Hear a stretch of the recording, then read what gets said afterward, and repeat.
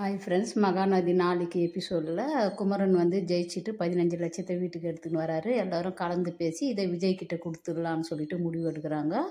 குமரன் விஜய் கிட்ட எடுத்துமே பைசா கொடுக்கும்போது, விஜய் உன்னை அண்ணன் நினச்சேன், ஆனால் நீங்கள் இப்படி பண்ணுறீங்களே, என்னோட பாசத்தை பொய்யாக்குறீங்களேன்றாரு. அதுக்கு குமரன், இல்லை, இந்த பணத்தை நீ வாங்கிக்கினா தான் நான் உன்னையும் காவேரியும் சேர்த்து வைக்க முடியும், இல்லைன்னா அத்தை இதை ஏற்றுக்க மாட்டாங்கன்னு சொல்லிட்டு கொடுக்குறாரு. காவேரிக்காக விஜய் அந்த பணத்தை வாங்கிக்கிறாரு.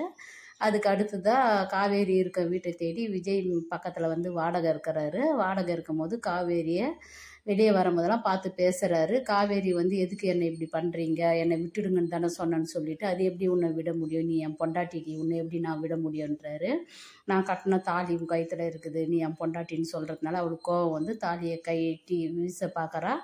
அந்த டைமில் குமரனும் கங்காவும் வந்து தடுத்து, ஒரு பொண்ணு கயிற்றுல ஒரு முறை தான் தாலி ஏறணும், மறுபடியும் தாலி ஏறக்கூடாது, அவர் இருக்கும் போதே நீ இது கைட்டு ஏறிடுறது தப்புன்னு சொல்கிறாங்க.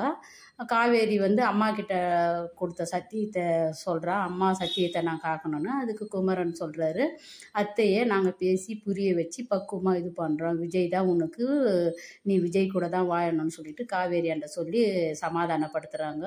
ஒருத்தவங்க சொல்லி தான் புருஷனோட அன்பை புரிஞ்சுக்கணுன்ற அவசியம் கிடையாது. ஆனால் இந்த இடத்துல காவேரி விஜய் காட்டின பாசம் காதல் எல்லாத்தையுமே பொய்யாக்கிட்டு விஜயை வந்து விரோதமாக நினைக்கிற அம்மாவுக்காக. ஆனால் கடைசியில் குமரனும் நம்ம கங்காவும் தான் சேர்த்து வைக்க போகிறாங்க. எபிசோடை பார்த்து தெரிஞ்சுக்கலாம். Bye by.